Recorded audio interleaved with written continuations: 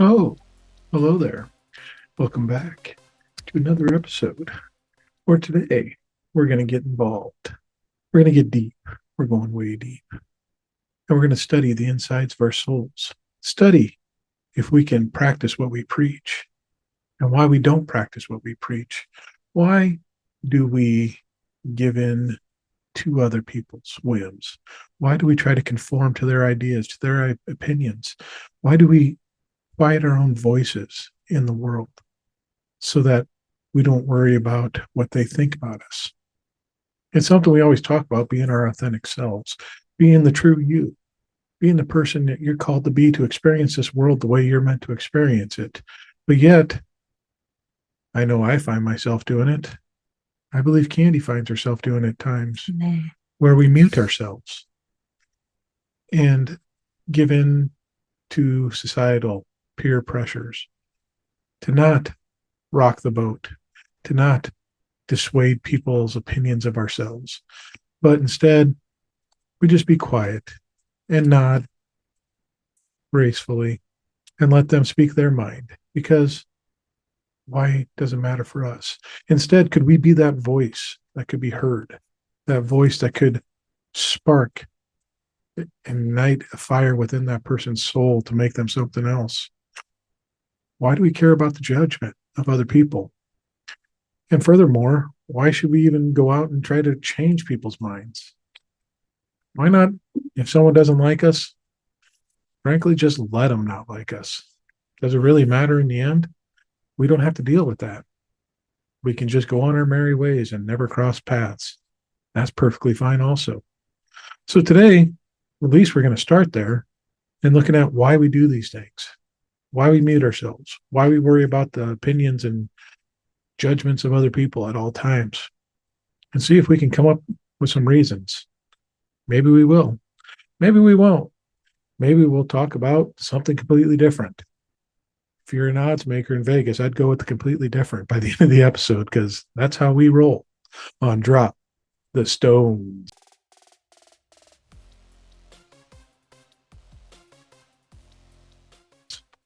Hi, I'm Candy, And I'm Dan, and you're listening to Drop the Stones. a weekly podcast brought to you by Garbanzo Beans. The Garbanzo Bean Institute would like to really put forth their bean, because who doesn't like a big brown bean in anything? A soup, a salad, maybe on top of a vegetable platter. A big Or, bean on top of a vegetable platter? oh, you know, you would be going for it all the time, woman. Don't tell me that you wouldn't like it. I mean, I like some beans, but don't put them on top of a vegetable platter. That sounds gross. Why? It's a bean. Unless you're like a hummus, You love, that would be good in ooh, the middle. garbanzo beans. Garbanzo beans are really good. Yeah. They are. You could probably make a hummus out of them. They're they that's chickpeas. Aren't garbanzo beans chickpeas? Yes. That's what hummus is made out of. But some people don't like chickpea. That's what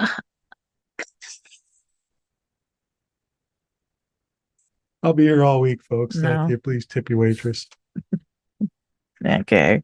So, Miss Candy, Mm-hmm. how you doing tonight? Okay.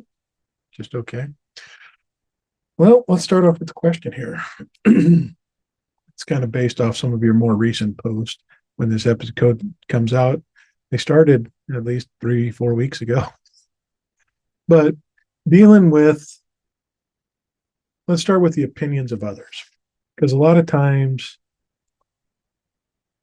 in I've done it too, where I'll get in a mindset of no one wants to hear me. No one wants to, Hear what I have to say, that kind of thing. yeah, no one cares what I have to say. I'm just talking into the wilderness, into an empty It doesn't void. matter. It's not going to do anything. It's Yeah. not going to benefit or it's just going nowhere. It's Yeah. pointless. Yeah. Or you worry that people are going to hear it and they're going to think differently of you. They're not going to like you anymore because you think differently than them. They're going to judge you and think you're less intelligent, that you're completely woo woo because you don't align with their belief systems. Why don't you dive into some of this from your perspective on that? Okay. Well, I guess it's been something I've been thinking about lately. Um, when I was evangelical, a lot of the things I believe now, like, or I curious about and kind of, we've talked a lot about on the podcast about, just being curious and trying things, right? And some of the things that I've tried and that I am, obviously, we had a medium and a psychic on our podcast. We've had a witch on. We've had tarot readings, and I like tarot. I like crystals. Um, I like, or I meditate. I think meditation is probably, if if not the top, one of the top things that will change somebody's life drastically in a Mhm. good way. Mhm. Sounds like Yoga. you've opened up your mind so much that you let it fall out. Yeah, like my dad used to say. Yes. Um, but what I found is like a lot of the things I believe in now or that I'm playing with, let's just call it that. I'm playing with them Well, like let's a kid, think maybe how about an experiment? experimenting, which is playing Yeah. Well, kind of. But we yeah, want to be scientific about this. oh, okay. All right. That sounds Um, more adult. But but I go am ahead. treating it like a science experiment in a way. I'm saying just kind of like testing things, right? Okay, so I'm experimenting with tarot and yoga and meditation and um on my other podcast doing the universal spiritual laws, just seeing if those are really actual laws in a You've way, gone like testing completely them. through. Yes. I've gone what secular society would say is woo, or the scientific side, or the logic and reason our God side would say, right? Mhm. But I came from the space that said that's demonic. Those things are demonic. So I've got both sides saying that is bad what you're doing. That is either stupid, like silly, or it's evil. And I'm saying it's kind of fun. It's fun to test things. I'm not hating on it. There's a lot of things I don't like worship any of it. I'm curious, and I don't read tarot to see my future. I use tarot to kind of, since I definitely believe in some sort of spiritual essence, I guess.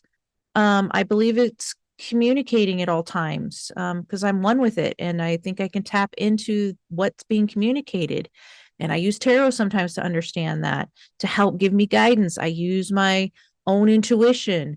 I use yoga to help me to get into my body more and learn how to control my breath.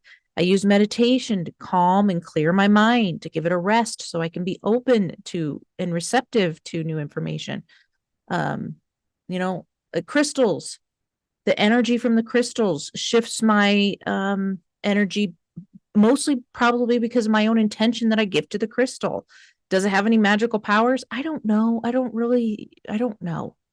But my intention is that it has an energy at a certain frequency, and maybe I'm giving it that, and I'll take it because it does something for me. Um, would I tell anybody else this is absolute gospel truth? No, but I would say it's test it and see if it works for you. So that is more along the lines of where you're believing right now. Your Mhm. current spiritual mindset is more into what our old faith systems would call the woo woo, No, our old faith atheist, system would call it demonic. demonic. But people that we associate with now that be more atheistic would consider it woo woo. Mm-hmm. It's still a spiritual, it's that, and there's still that connotation of when you meet someone, they say, oh, I'm spiritual. It's like, oh, okay. People get that reaction to Mm-hmm. it of, oh, you're one of them. You're going to be dancing around under the You don't moonlight. want to. Some people think it's you not wanting to say you're Christian, but you really are, or you not wanting to say you're religious, so you use the word spiritual, kind of like Christians how they use the phrase. It's a relationship, not a religion. That's how some people treat spirituality. Like you're just saying spirituality, but you really have a set system that you're living by, and you force it on other people. Mhm. And absolutely, I don't think that's always true because it's not true in my case. I believe in some sort of essence that we are all connected to and part of, and that's all that is. And that's it. Okay. There's no system or there's no like set system that rules that you have to live by. So that's the current belief system you're in. Yes. And your fear is what based on My this? my struggle is speaking that out, where I'm going to get one side, my past coming at me saying you are demonic, which I don't care. I've dealt with them. I'm not afraid of them, right? Mhm. And I'm not afraid of current people that I love and care for. My nervous system is like, will they reject you because they consider it woo? You know what I'm saying? Because Yeah. they consider you to be in some sort of spiritual space, and they think, and most of the people I know would just, they've deconstructed too, and so they understand that we're in this spectrum of spaces we go, right? Mhm. But I've heard some atheists say, like, basically you haven't fully deconstructed until you become atheist. Yeah. Now, like an atheist, I don't believe there's a God somewhere. I don't think that exists. I think we are that God altogether one. Mhm. You see what I'm saying? Yeah. So in a way, I'm not disagreeing with an atheist, but an atheist would think all the things that I might dabble in are woo or stupid. Yeah. Which, does that matter? Why does that affect me? Yeah, exactly. Why? Because we've talked for the last year and a half now about finding your true self. Mm-hmm. And world be damned, society be damned, everyone else be damned. Be your authentic self. And now it's when the rubber meets the road, or is it? Well, now it's being tested for Yeah, us. it's Yeah, being more tested so than it has been. Yeah, it's at a big testing point, I think, for both of because us. it's not that we're not being inauthentic, but there's these battles inside the mind of, ooh, should I really say this? If I'm doing a post, or should we talk about this on the podcast? Because there's people that we respect, we admire, we enjoy, we love, that it's like, well, they don't believe like us. So is this going to affect how they look at us? Yeah. So why, Well, where, go ahead. no, where does this come from? Well, something that, first of all,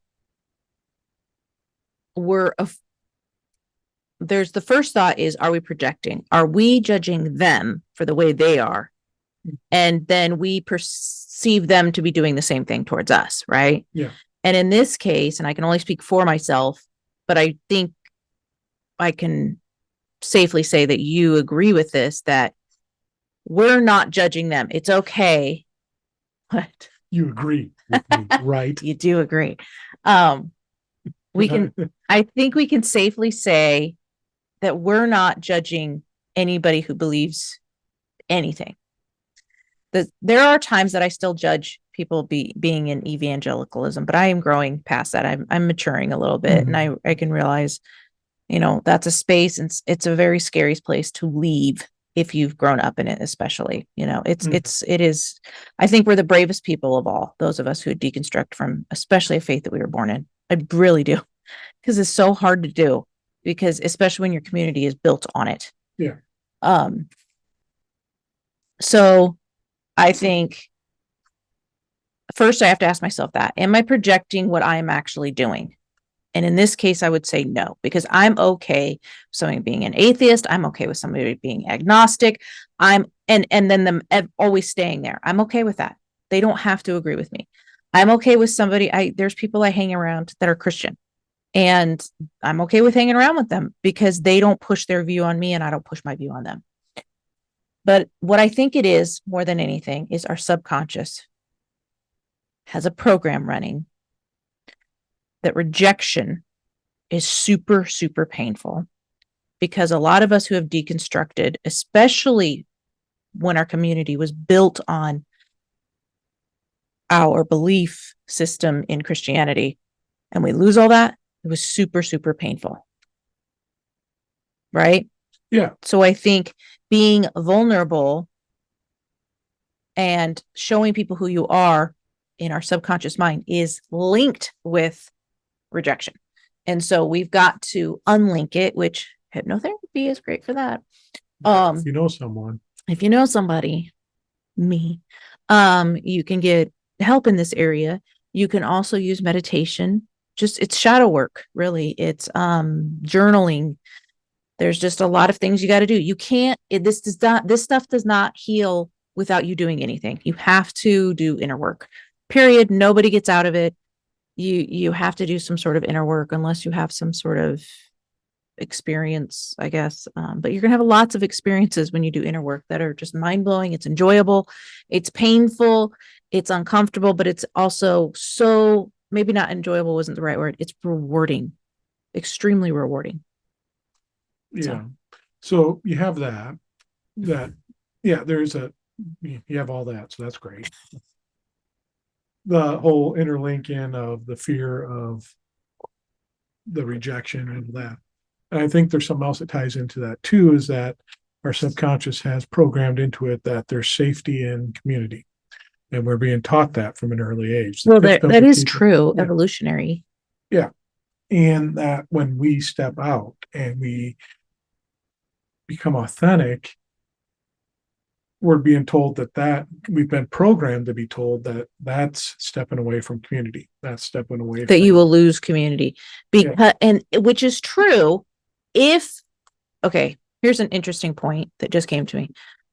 It's true if the system that you're in, the type of community that you're in, if the community that you're in is connected, or what keeps it connected is beliefs, then yes, if you come out and share your beliefs, it will fall apart. But it's just occurring to me now, there's no reason for us to fear sharing that we dabble in woo-woo stuff in our community now, because our community now is not on shared beliefs. Our community now is shared on an experience that we all had. Boom. Mic drop. Don't suck up the recording. But no, I think you hit on a very good point there, is that we're trying to compare apples and oranges. Yes. Because community beforehand in the church was solely based on agreement, an agreement of belief specifically, that you have to believe that Jesus died on the cross for your sins, that he was raised again, all this stuff, and that God and these rules and the rules that we interpret separately, that we've dictated, that we've interpreted from the Bible, are you have to follow all this stuff. And that is what the community is completely based on, because then you have your small groups based on that specific community, and you have your family units based on that community. You have to obey these rules, you have to obey these systems, you have to do everything in this to fall into it. And we're trying to compare that to a community now that's like, we don't give a shit what you believe whatever you still want to be a Christian, more power to you. You can believe Jesus did it all.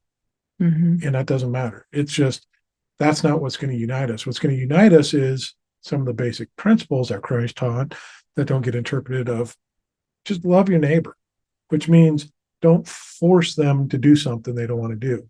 And that includes just because you like it, or just because you believe it, don't force it on others. Yeah. Even if you believe they're going to go to hell, if they don't believe like you, let that be between them and God. God is more loving than you. If you're the one, and this is another thing that's occurring to me, as Christians, we were taught to like tell everybody about Jesus, right? You got to go out and tell them, as though if they don't believe, let's say they don't, like now we think it's okay that when I was a Christian, I thought that Christians running the government would be good for the country. Yeah. Now, as we're about to step into this world where that's what is being attempted, I realize it's not good. But first of all, even in that, we can thrive. We can get through this. But I just lost my train of thought. You were talking about, you used to think that Christians in control would be great.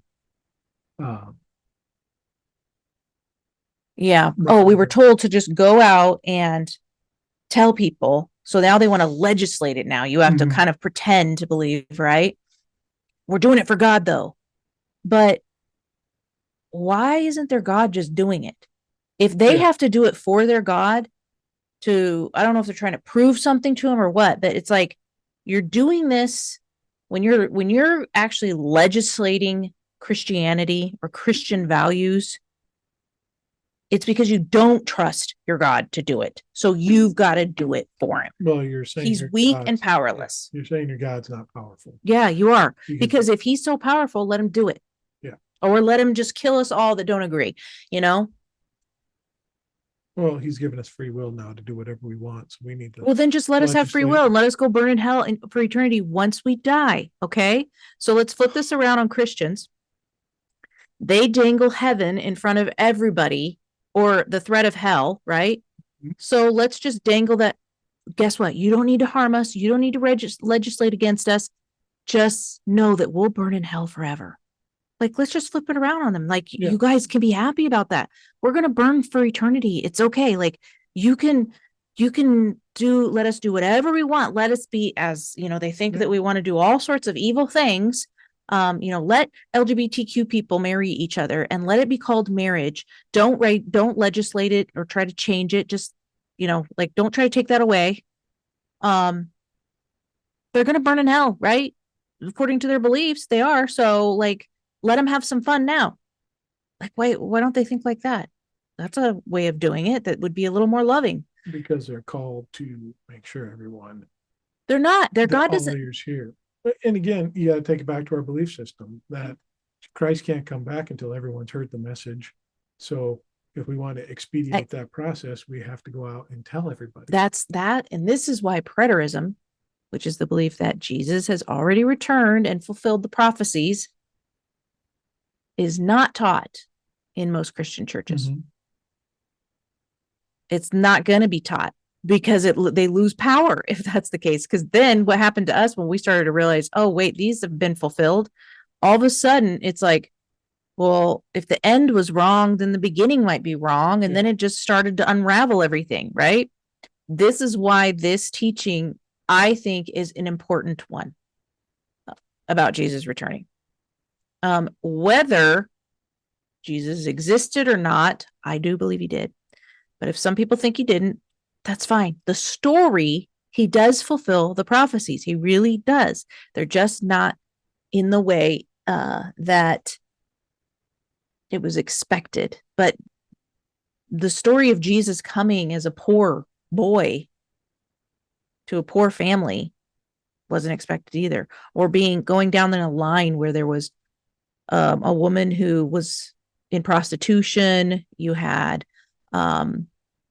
girls who got their father pregnant. Girls who got their father drunk, who This is then what happens when you get Christian education and got theology to sleep taught. with them, and then got pregnant, and then their descendants, so that one of those girls' descendants or women's descendants was in Jesus's line. You got a lot of not so what Christians would consider pure, Yeah.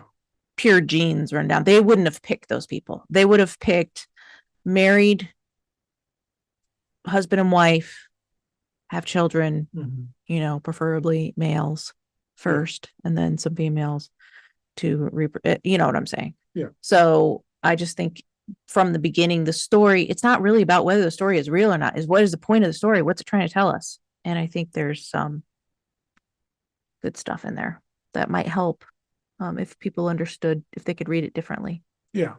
Well, definitely open up some cracks in dogma that is being taught. But back to the subject at hand, just this whole idea, I think you had a great point there that this apples to oranges comparison of communities, because we do have natural fear of, well, you separate from the community, you lose a lot of protections that the community would afford. It's good to have community is good.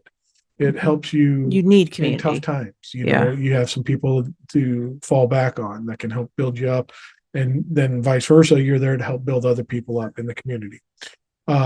It just can help support you in endeavors and everything else.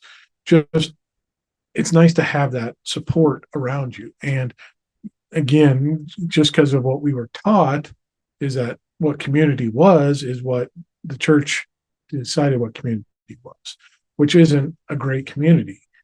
And I think that's where a lot of our hangups come from, is because we're trying to take our ideas of what community is from our theological backgrounds, our religious backgrounds, which is a program. We've been programmed to and think carry this them way. over to this new realm that we're in of Yeah. deconstruction and It's apply the the game. same precepts. Yeah. The basically what we're saying is we've been programmed like a computer one way, especially if you grew up in it, but we both grew up in religion. You're yawning an awful lot tonight. I keep seeing. It's all these dim lights in here. It makes me eepy. Maybe you should drink coffee at 7 at night, 8 at night. Oh, dear Lord, she's not going to bed at all. That's not true. I have ADHD. I can fall asleep very easily after I drink coffee. I don't know why. It's weird. I could drink coffee at night. But there's we need new core beliefs in this system. Yeah, here's an analogy, a new program, if you will allow. You have a program. Your program's to play Pac-Man. Mm-hmm. But now you want to play Donkey Kong. You can't take the program from Pac-Man and play Donkey Kong. It won't work. It won't work. But that's what we're trying to do here, is take this program of something, and that's how we were taught how to operate, how to do is this is what community is. And when you step out and realize this and see, because we've talked about this before, about how community in the church wasn't as all roses and peaches and everything else that they claimed it to be. It was kind of a devious thing where there was a lot of actual harm and trauma being caused by this community, because a community was meant for one purpose surface only. One purpose surface, baby. It was only meant to serve the top of the system. Yeah. So it was to just conform everyone, break everyone down, strip away there was some benefits. I mean, people might come and just clean your house. Yeah.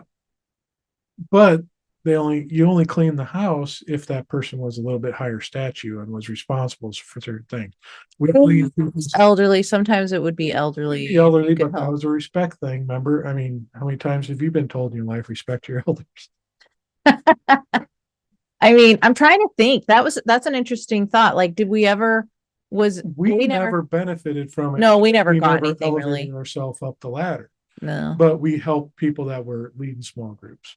Mm-hmm. We helped people that were elderly, that had roles in the church. They were more of they weren't quite the elders, but they might be a subset. They were the people that were just respected in the church because they've been serving in the church for 30 years. Yeah, I think for us, like, we did try to be involved. We just weren't seeking power. You know what I'm saying? We were seeking to be of service. We weren't climbing rungs. No. Some people were definitely trying to get power. The community of the church definitely benefited the people that were up the rungs. The service was for them a lot of times.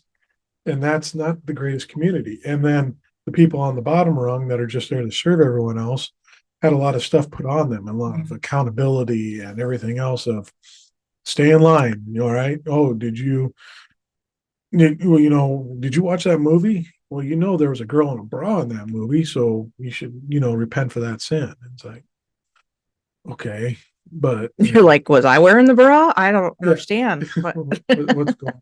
Okay, I had no effect. I'm sorry, I saw a bra. Was I supposed to be turned on by that? Sorry. But things like that, oh, you were, in a restaurant that served beer. That's not a good image. Or like, when we went from one church that was more strict about this to another church, there's another yawn. I'm going to start. We should do tally marks. It's just my face. No, I know when you're yawning, Dan. You're trying to hold it and you're like, and you keep doing it. I'm trying to hold back. I know you're holding them and I can see you holding them. Instead, just maybe do them and cover your mouth so you can get the oxygen that you need. I'll just keep doing this. Give me sneak off camera. All right, there we go. Oh gosh. Sorry, what was I saying? We were talking about elders and respect and community in the church, and how it was Oh kind no, of wait, we were toxic. talking about when we left one church and we went to another church. And one of the first things is we get close to these people. Sorry if you're not a drinking Christian, but we're drinking Christians. And I was like we were okay with it because we had this rule. Remember when we had the rule that only if you go out without like with one another could we have a drink? Yeah. Because there was, I guess, not trust. I don't know. But we had to you know how you see the people with the Facebook Yeah. accounts where they're both their names, husband and wives. A Very lot of times Christian. I have found that is there's something going on. There's trust issues. Let's just say Yeah. doesn't mean anybody ever did anything, but there's definitely trust issues. They probably did something, but probably not jumping to they've had an affair or something, but they've probably done something that causes one person to doubt it or one person just struggles with trust. And it's interesting. Anyway, so So go look at danandcan.com where we've gone together on a website. don't ask who is not trusting who. Trust me, folks. Trust you. I think you can figure Don't out trust them. Anyway, yeah. So yeah, the community of the church. Just, I mean, looking back on it, you can see how toxic it was because it was just it was a Gestapo type thing. Well, I mean, you had to be on your best behavior at all times because you didn't know what spies were out there watching some you. people would say that that's not true. Some people would be like they were more authentic, but I think yes, you could be somewhat authentic and you could be somewhat, but the more authentic you got, the smaller your circle got. Yeah. You know, the ones you were this is true for anybody. You don't open up to everybody. I talked about that on a video recently where we went to the one small group that we were like a turd in a punch bowl in because of my personality of, hey, let's have some fun, let's joke around, and they were all buttoned up and working on. I remember that one. I was uncomfortable with that one too. That was it was very stifling. But the one when we walked in and I handed them the dish that you had prepared and they were like, look at what, and I told her, I was like, Dan made this because I didn't want to take credit for something that I did not make. And I didn't want them to have expectations of me to make things like this. And then she takes it and she's like, look at what Miss Candy made for us. There's another yawn. You should please. You don't. I didn't say for going like. I don't know what that was. No, Either cover it up. Let's be polite. Let's have manners. You're like one of those Christian perverts on the beach. You need to cover it up. There are young men out here that can see it. They can all see you yawn and cover it up.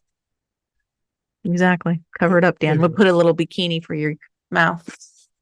It's called a mask. We have some. I'll grow the mustache now. But that small group, that was definitely not our cup of tea. We just did not fit in, and it shrunk our influence in the church drastically.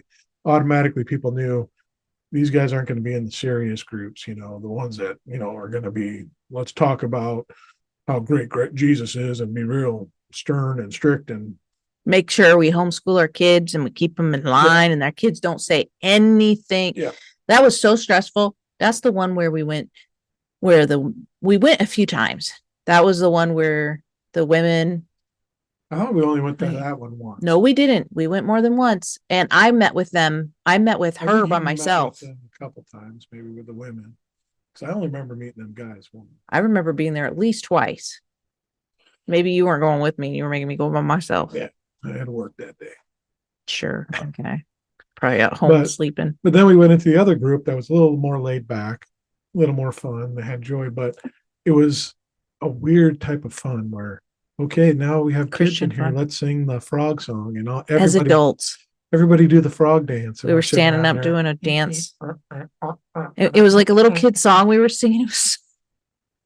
Yeah, as a praise and worship song. It was so awkward. Okay, and this is just a really side tangent that. Okay, I have said so many times, and I know this to be true, at least in my experience, and I think it's just true. Getting out of your comfort zone is when you grow. You do not grow when you're in your comfort zone, right? You enjoy the comfort zone, but then when you're shifting and you're slightly uncomfortable, you're growing, right? You need to be a All little right, bit I'm growing. uncomfortable. Yes, exactly. My belt tells me so. I mean, that's kind of an analogy that works, but not in that way. You know what I'm saying? You're slightly uncomfortable because you're growing, you're pushing against whatever your parameters have been. But in Christian circles, getting out of your comfort zone is looking like a fucking idiot. Singing that frog song was so uncomfortable. Can we say the F word on YouTube? Yeah. Okay. I think you have to wait for a while, don't you? I think we're fucking clear. We need to look at the rules. We'll find out when this one gets demonetized. Can we just beep it? Like, quack. I think honestly, all it does is get demonetized. Oh so. No, we're not gonna get any money for this. So anyways, yeah, whatever I was saying. You were acting a fool, sing about a frog. Yeah, the frog song. I think of other things. Go up to, I saw a girl on a documentary, a little girl who believed Jesus was telling her to go up to somebody at the bowling alley and tell him about Jesus. So she felt really uncomfortable until she did it, and then she felt weird, and they felt uncomfortable. It's like you just took the uncomfortableness in you and you put it on them, and it made the whole situation worse. Maybe that's my Christian persona coming out. That makes things awkward. Yeah, that's it. If you're trying to make things awkward for everybody else, or are you trying to entertain? Yeah, no, you're literally trying to make it awkward for everybody. My enjoyment. You're trying to be cringy. For my own enjoyment. Dan, cringy. Yeah, I'm a cringe minister. No, I don't. No. Christian cringe. I refuse to be married to cringe. But anyways, back to the groups. We fit into these groups, but still, even in that more laid back group, there was still this ideal of you had to live up to the standard. We were going to hold you accountable. You could not, you tried to hang out with the guys one night because it seemed more fun to you. Was that at that one? We were going to be sitting down there bullshitting about whatever, the game or. I was already sitting there. And we had just got done eating. The women were upstairs trading recipes, and they were doing like a Bible study or something. I was like, what? It was like a Christmas party. I'm like, I don't want to do a Bible study right now, but okay. But they called you upstairs. Yeah. To come join them to learn how to make, ambrosia salad. I was like, I don't care about this stuff, but whatever. You should have Dan up here. Here's one of cooks. When our kids hear this story, they're like, "You're a pick me, mom, because you just wanted to hang out with the guys." And I was like, no, in that situation, the guys were doing something fun. They were just like goofing around. They were not trying to make it a Bible sermon. So there was still that this is what community is. Community is fellowship amongst each other. And it's, let's force ourselves. And you have to talk about Jesus in that time for it to count.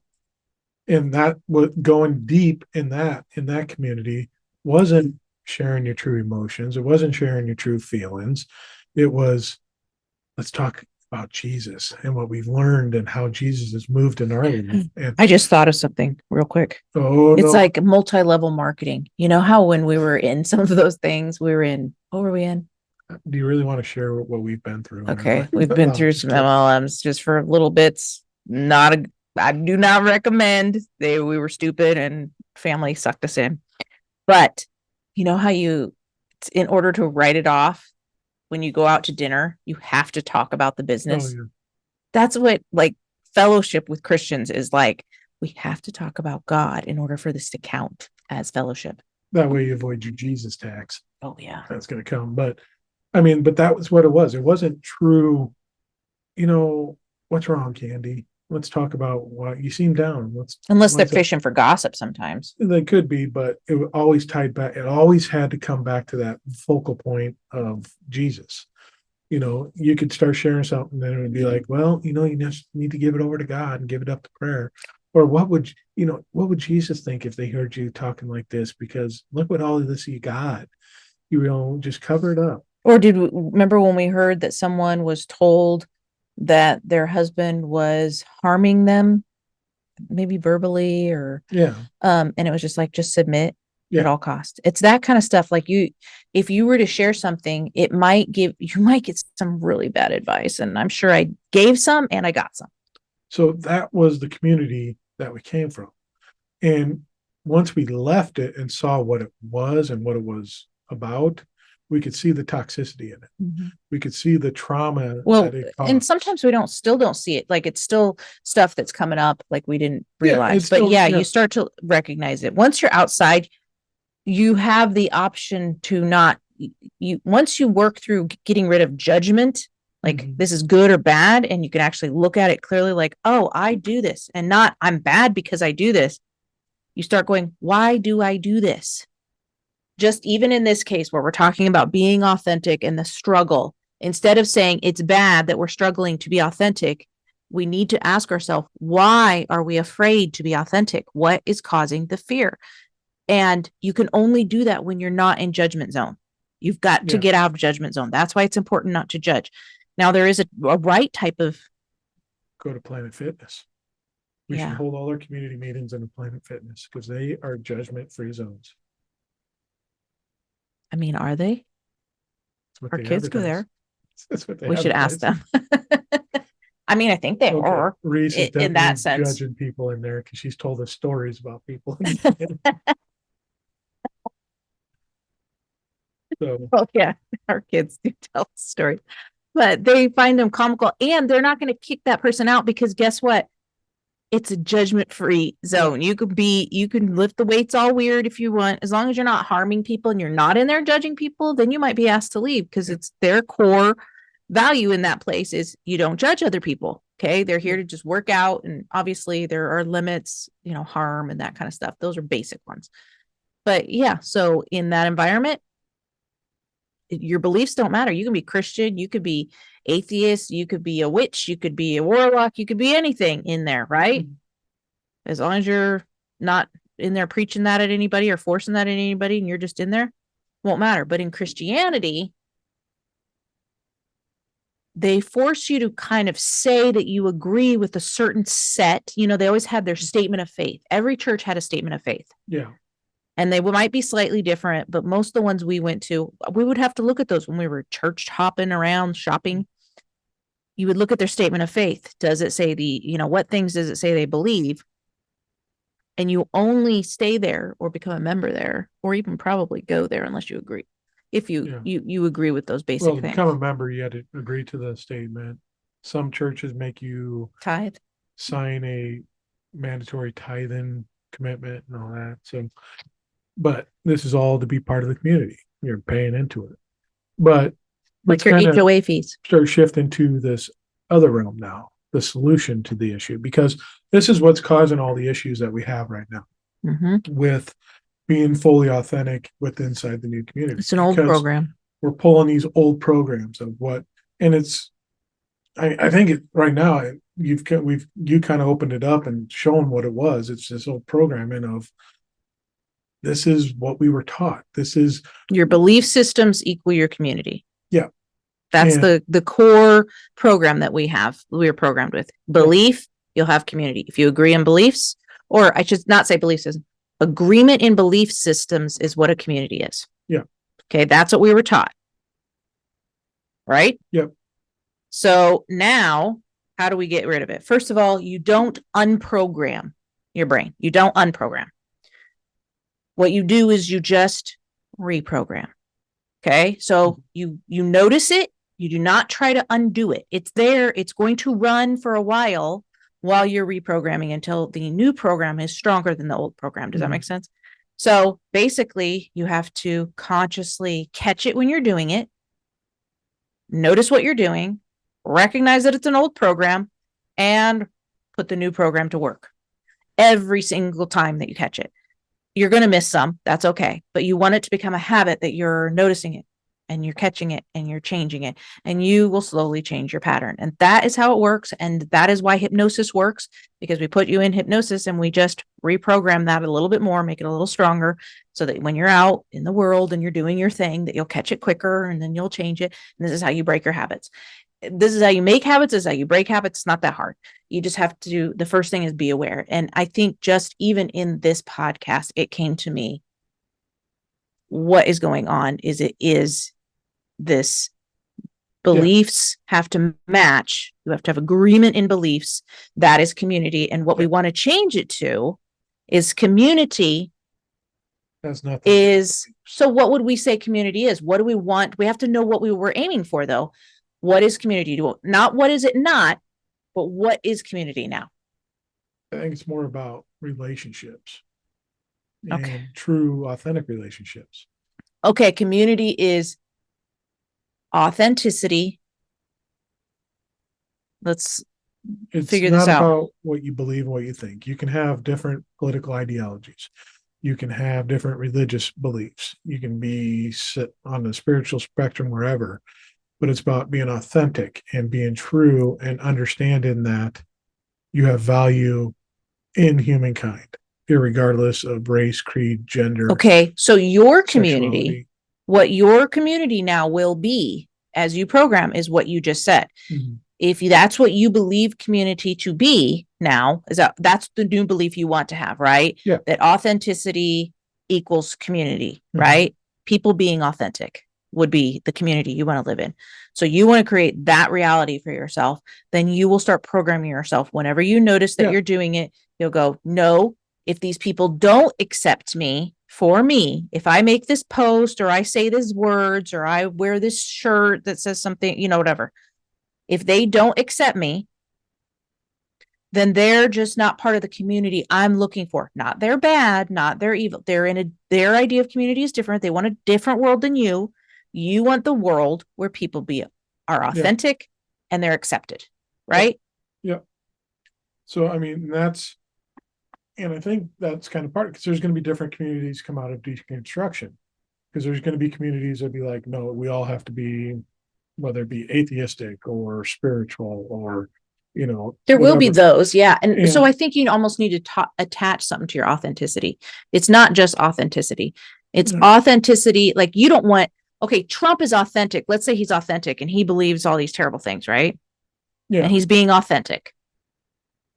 Do you want to be friends with him? no. And I think So that's, there needs to be a type of another layer to your authenticity is they've got to be loving and unconditional love or something. I don't and know. that's kind of where I'm going to is that you're going to, the law of attraction, The the law law of of attractive. attractive What is that, is Dan? that if you're fucking hot, you can have a bunch of hot people coming after you. It's And if kind you're of true. butt ass ugly, only butt ass ugly people are coming for you. So, and if you don't know what you are, look at your partner and say, "Oh, they're hot." Well, then you know you're hot. That's how that And works. if your partner is badass ugly, I think it's then all relative, babe. I'm sorry. It's all well, relative. in some states it's about relatives too. If you think your relative is hot, you can Dear marry him. God. But no, the law of attraction is I got this ideal of what I want my community to be, and I'm gonna put out that energy, and I'm Mm-hmm. gonna put out that feeling, and whatever. And people that have a similar energy to that are going to be attracted to that group, and we're going to form our own community together. Mm-hmm. And I think that's what's happening in deconstruction. If we look at the people that we've had on the program, where we talk to outside of you know all the Danny Can industry stuff that Industry. we associate with, Mm-hmm. we don't talk about. It's not we're forcing our spiritual beliefs and things. We do talk about it every now and then, but Because that's just part of who we are, but we don't but talk about it it just like, comes up naturally in conversation. yeah. And It's it would not, never be, hey, this is, you got to believe yeah, this, or, yeah, we don't have a preconceived notion of, okay, Candy, you need to talk about tarot tonight no. to our buddies when you go to We the need to bar. get them to believe in Yeah. tarot. No, it's may come up in natural conversation. And we found, hey, oh yeah, sound healing. Someone we didn't even think would even know what it is, but asked you about it. You're like, Yeah. oh yeah, Dan bought me a bunch of bowls and I'm banging the shit out of them right now. And it sounds like a Tibetan monastery here. But naturally, we attract to the people that we want to be in our community.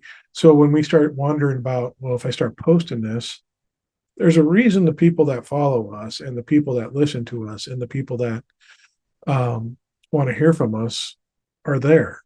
It's not because they agree with us. It's not because they believe exactly like us.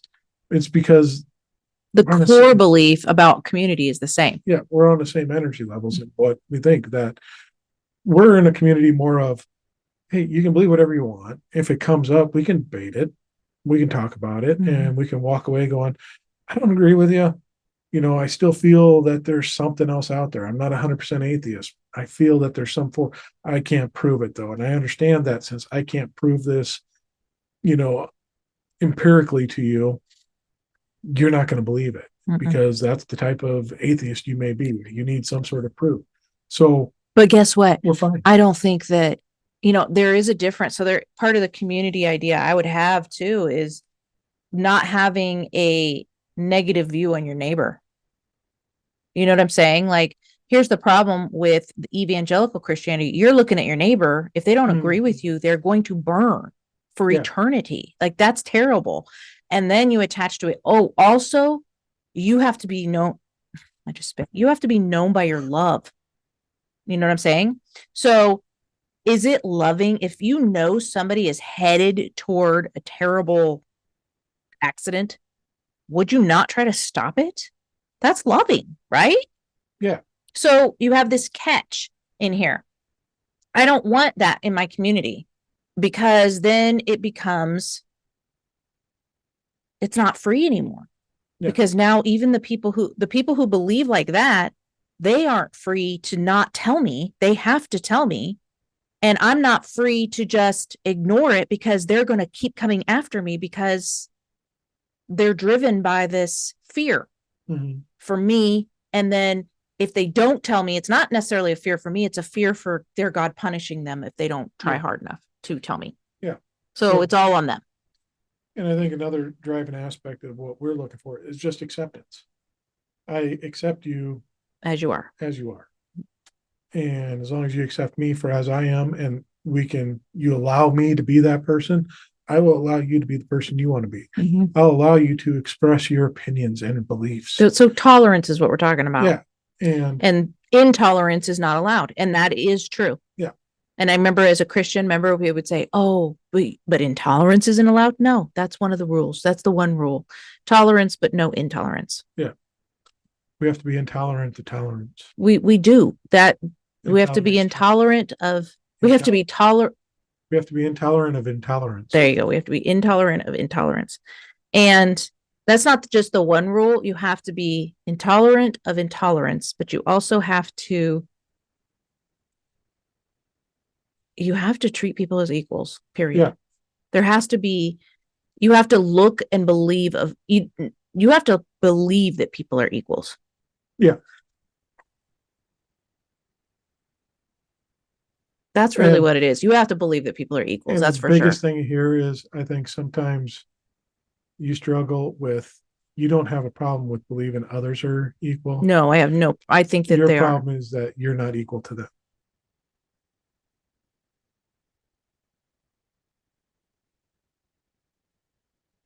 True. Oh, there was a dramatic pause. I was trying to feel and see if that was true, but that is true. I do struggle with that. Not always, not in every situation. Yeah. Males, I feel inferior to males, but I have been programmed to feel inferior. Yeah, and that's part of the church program that you're coming out of too, that you're trying to reprogram. But that might be a big driving force in why with you have some restrictions on, I don't know if I should say this. I'm worried about what this person's going to think or what this group of people are going to think. It's because you don't consider yourself an equal with them. And has nothing to do with them. Yeah. It has everything. I don't know if they think women are less than men. And the problem is, I think, the people that we talk to and are part of I honestly don't think they do think women. Oh, I don't think I don't think anybody in our life that we talk to regularly or up close to. Yeah. Whether on our podcast or through any Dan and Can stuff, or in person that is a close friend, is someone that doesn't think people. But then again, we've all been programmed, not just in Christianity, but in American Western society, patriarchy rules. So there is an underlying core belief that has been programmed into all of us in not just the West, the East has it too, that men are superior Yeah. in some way. And yes, and so this is kind of the, for me, the beauty of what reincarnation can do is you can just think in your head, well, you're probably going to come back as a woman if that's the case. If you think women are so terrible and you're trying to set rules against them, guess who you're probably going to come back at. And maybe that's a little bit of my old programming where it's like, hell, you're going to get what's coming. I don't think karma carries over from life to life, but I think they might leave and be like, I probably should go back and see what it's like to be as a woman. Or same with, people of color and white people that were cruel. Not all white people, but white people that were cruel and thought they were better than, or blah, blah, blah. So I think that's probably the biggest issue is a lot of this is we put it on ourselves and we're carrying systems over that we need to deconnect from, programming over that we need to get rid of and put new programming in because the new world, the new visions that we're in It's all don't different set operate of on them rules. systems. It's, We've shifted timelines kind of in a way. Yeah, we can't use the DOS that we learned in religion and go into Pascal, which is what the new communities are about. Yeah. We have to upgrade our systems. That's for all you computer programmers out there. And don't ask me the difference. I'm probably 4 languages behind what's being taught now. But I knew Pascal was more modern than DOS. So I went there. But that's what's happening, and we can't operate in this system with it because it just doesn't work. It's going to render us ineffective, inefficient in this new community where we're going to hinder ourselves. And that's where your consciousness comes in. Now you upgrade, okay, I need to upgrade the system, and the system does not upgrade unless and until you consciously do it. It will run on autopilot for the rest of your life unless you consciously say, oh, I noticed I'm doing that. I don't like that program. I want to change it.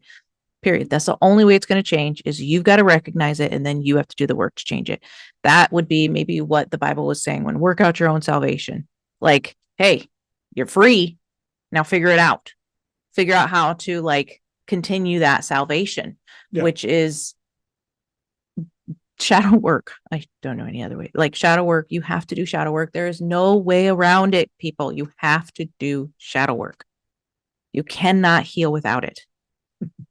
It might not be called shadow work, but that's what it is. It's shadow work is being able to honestly look at yourself and without judgment and be curious about why you are doing what you're doing. Now, what are you doing? You already know what you're doing. Why am I doing this? Stop asking yourself, what are you doing? What are you doing, Candy? Why do you do this? Yes, why? Why do I do it? But really ask yourself why and think and be open to hear the responses.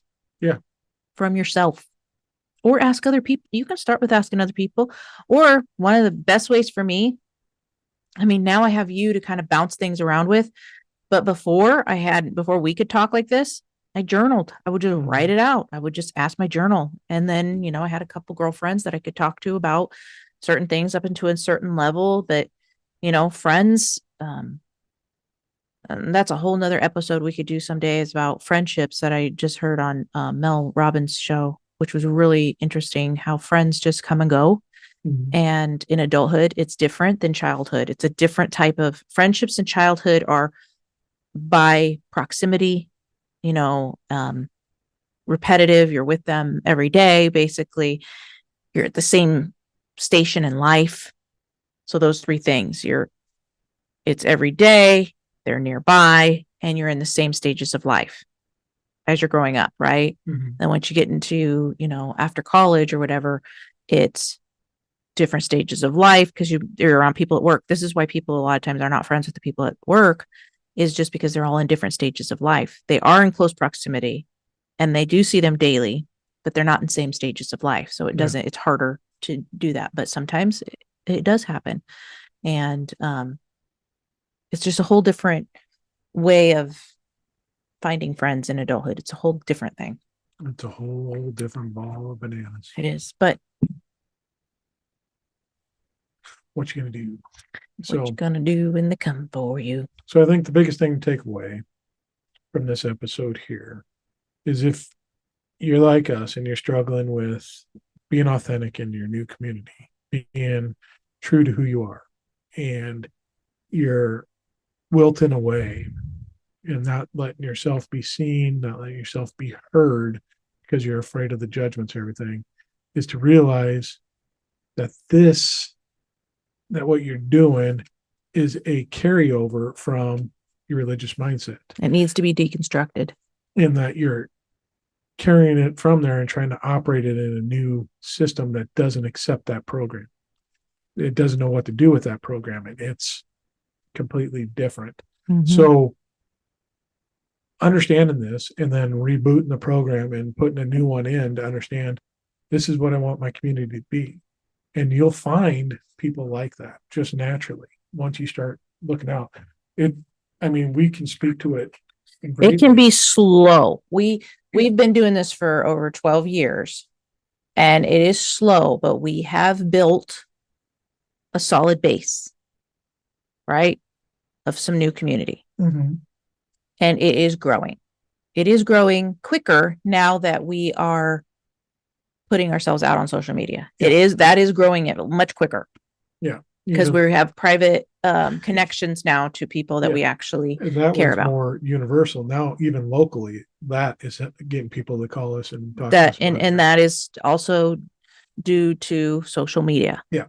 You know, now as I've been a little more courageous and actually been putting myself on social media that I use under my private name, that has helped Yeah. to locally spread it a little bit. But that's what it does. You talk about it, you be authentic.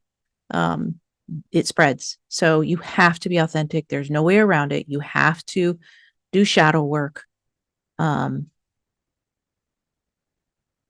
it would be good if you can figure out what kind of community you're looking for, because everybody's looking for a different type.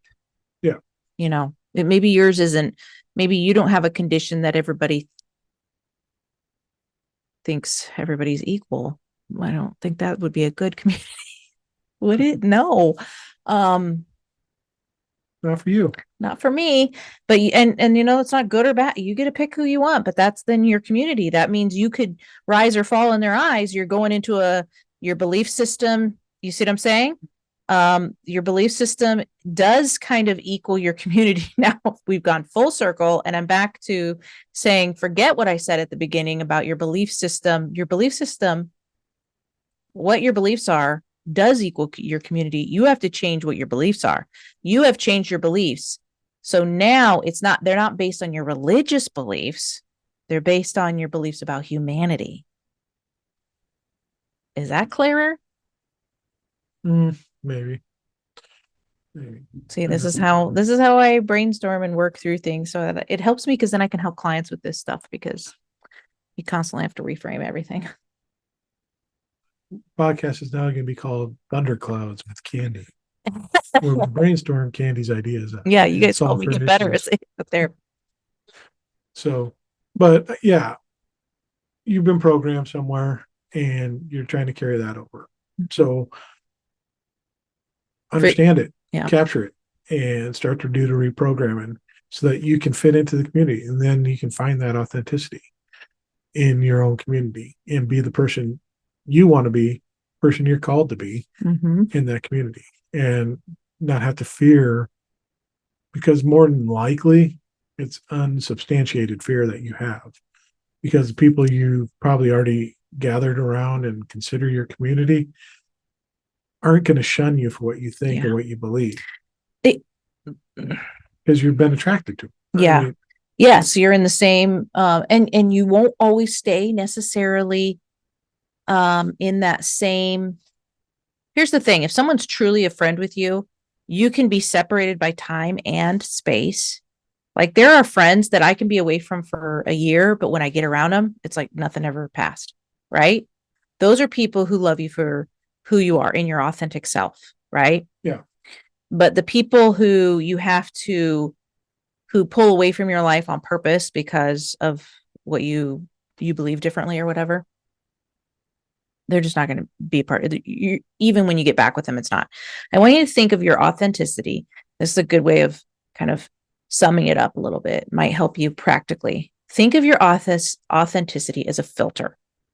And being authentic helps you. So, first, get clear about the community you're looking for, the type of tribe or whatever you want to call it that you want to have around you, right? The support system you're looking for. What kind of support system do you want? If you want it to be kind of shallow and them not really be close in your life, church is good for that.